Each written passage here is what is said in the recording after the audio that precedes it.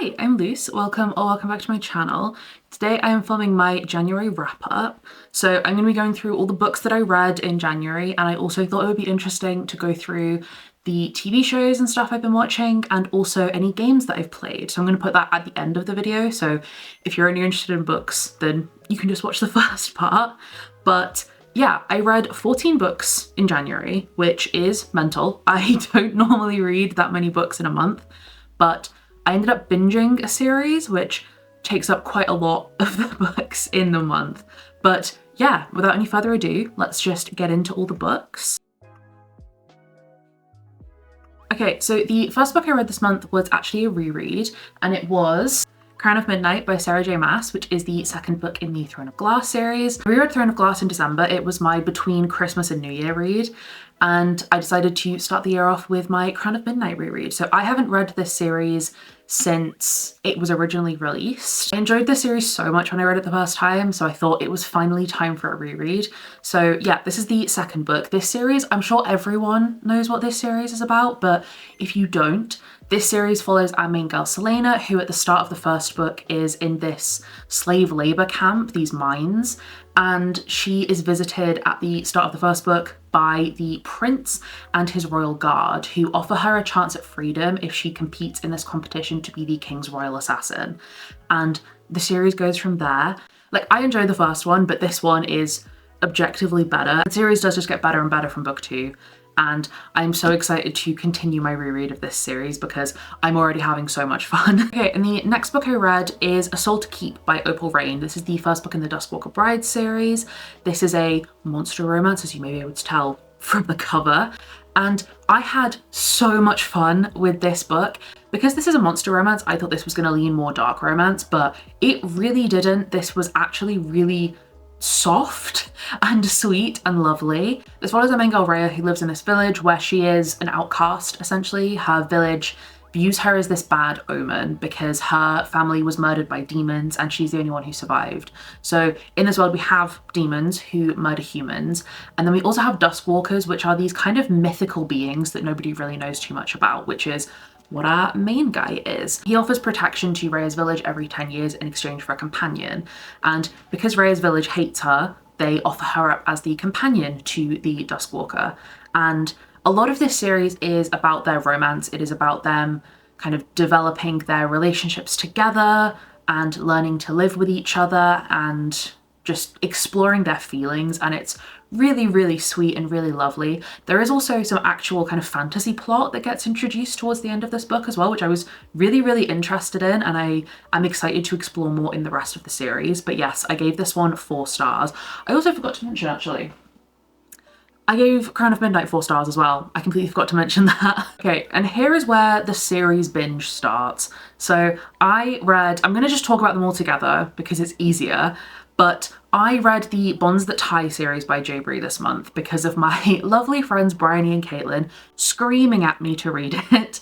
So yeah, I binged the whole series, all 6 books. I do have a physical copy of the first one, which is Broken Bonds, but this series follows our main girl Ollie, who lives in a world where people have bonds, which are essentially like fated mates type of situation. So she has 5 bonds, and she has been, because of stuff that happened in her past that we don't know about, she has run away from her 5 bonds, which is like unheard of to do in this world. And at the start of the book, she gets captured and brought in and essentially forced to spend time with and get to know her bonds. And yeah, the series just goes from there. It's a lot about her exploring her bonds and getting to know these 5 men. There's also just a looming threat of the Resistance, who are essentially the bad guys in this world, and they have to fight the Resistance and, you know, eliminate the threat. And while this series was definitely not the best thing I've ever read in my life, I had so much fun with this series.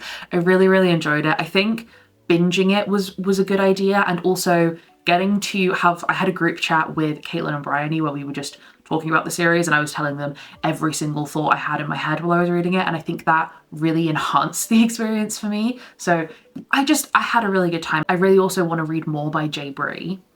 So as for my ratings, I gave this first one, which is Broken Bonds, 4.5 stars. And I don't have the physical copies of the rest, so I'm just going to put them on the screen.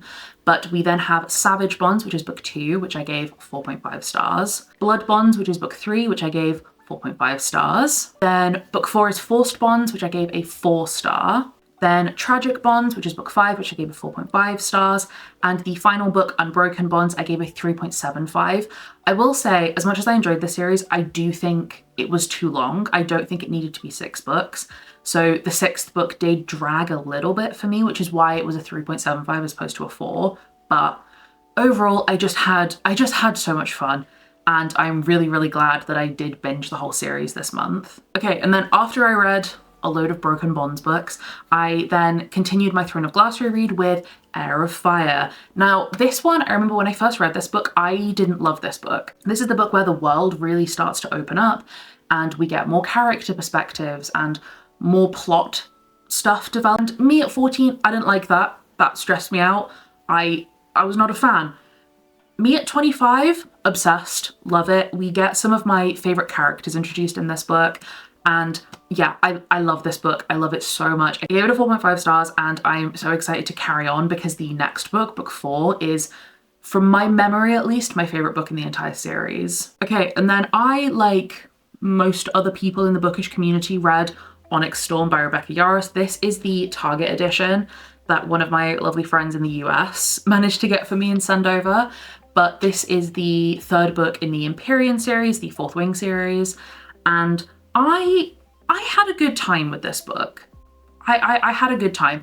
I will say, I do think that my enjoyment of this was slightly impacted by the fact that I remember nothing. Not a single thing from Iron Flame. So I think if I wasn't listening to the audiobook, I would have struggled so much more at the beginning of. There was so much talk of like characters and plot points that I just didn't remember. So yeah, I do think that if I had actually reread Iron Flame, I would have enjoyed this more, but I still gave this a 4 star. I know that a lot of people have been really disappointed with the rest of the books in the 4th Wing series with Iron Flame and Onyx Storm.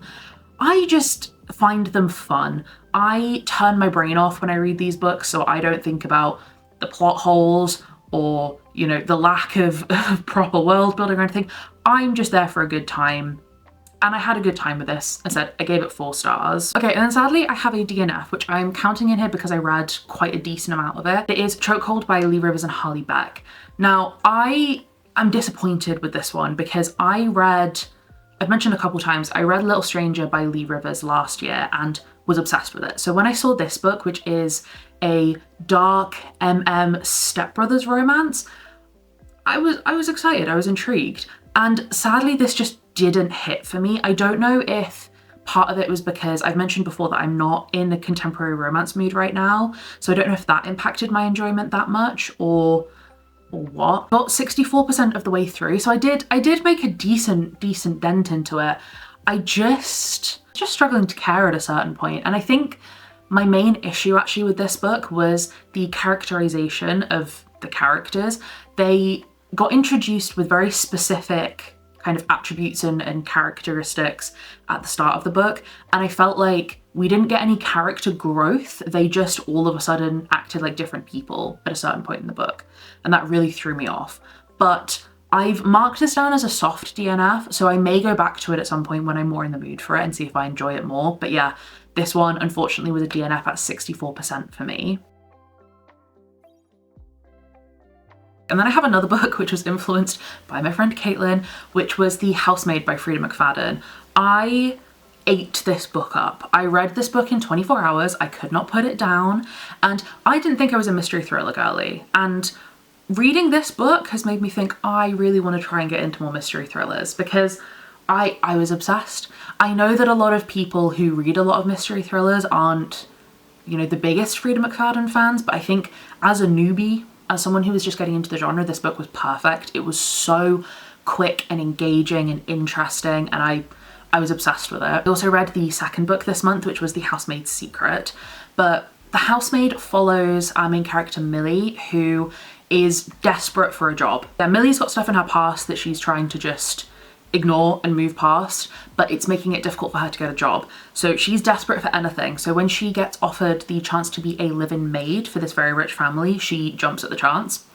But stuff very quickly gets weird and gets wild.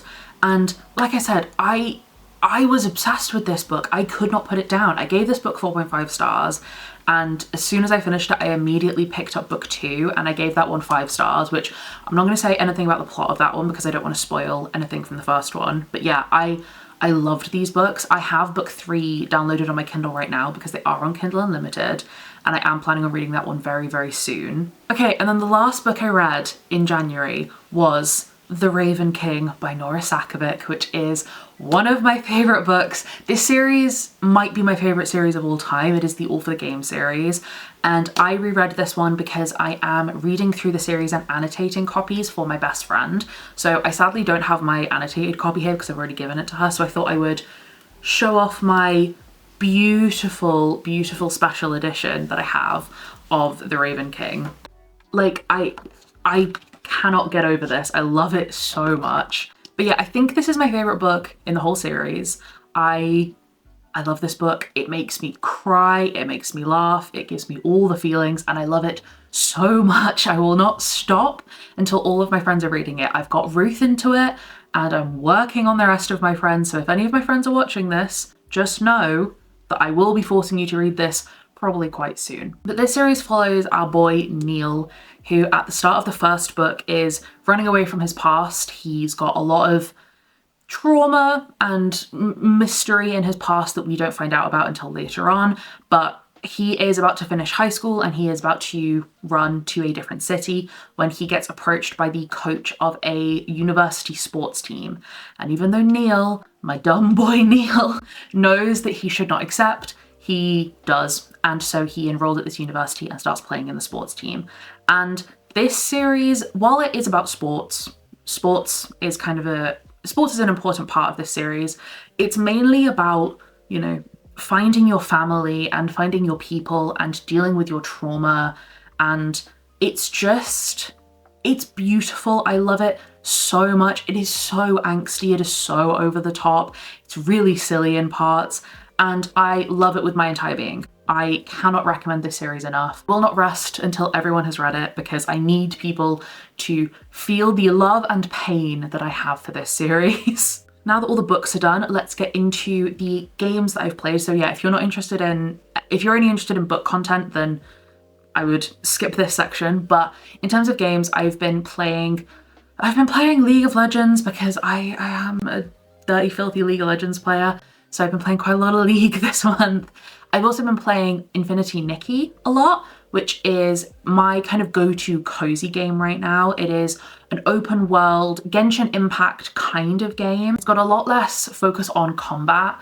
It's more so just about exploration, and also fashion is a very important part of this game, which I think is really, really fun.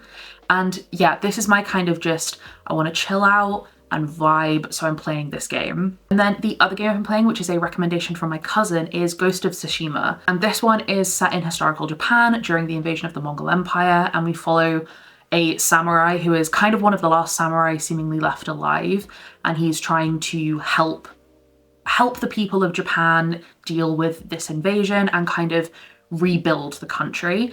And it is such a beautiful game. It is visually gorgeous, the graphics are stunning, the music is amazing, the plot is really cool, the gameplay is amazing. I am obsessed with this game and I'm so happy that I finally picked it up. And then on to finally the stuff I've been watching this month. So I've been watching 2 TV shows. One is a rewatch, one is not. So the one that I'm rewatching is Gilmore Girls, which is my go-to comfort show. I have rewatched this show, I don't even know how many times. It's probably my favorite show. I watched 4 seasons in January. I have been binging it while I've just been like playing Infinity Nikki and just chilling. And it makes me feel warm and cozy, and I love it so much. Then I finally watched Squid Game, the first season. I tried to watch Squid Game, I think like a year or 2 ago, and I only got 2 episodes in and I was bored. And I think I let the hype get to me because everyone had been telling me it was the best show ever made. and I watched the first 2 episodes and I was like, meh. But I decided to try it again now that season 2's come out with kind of more realistic expectations. And I had a really good time on the second try. So yeah, I finished season 1 and I'm going to be watching season 2, I think, in February. And I have one anime which I've been watching, which is because my brother has been going on at me to watch this since the first season came out, and this is Solo Leveling. I am halfway through season 1 right now, and I am going to be finishing it soon because I want to catch up with season 2. But this is originally a Korean, I never know if it started off as a manhwa series or a light novel series, but it's one of the two. And it got made into an anime, and I am having such a good time. It feels really different, which is rare for an anime nowadays. And it's not different in the sense of like, you know, the plot is super unique or like the setting or anything like that. There's just something about it that just feels fresh and different and new, and I'm having a really good time. So if you're into anime at all, I would highly recommend picking up Solo Leveling if you haven't already. But yeah, that is my January wrap up. That is all the media that I have been consuming in the month of January. Hopefully you enjoyed this video. If you did, please feel free to give it a like and subscribe if you feel like it. And hopefully I will see you in a new video again soon. Bye!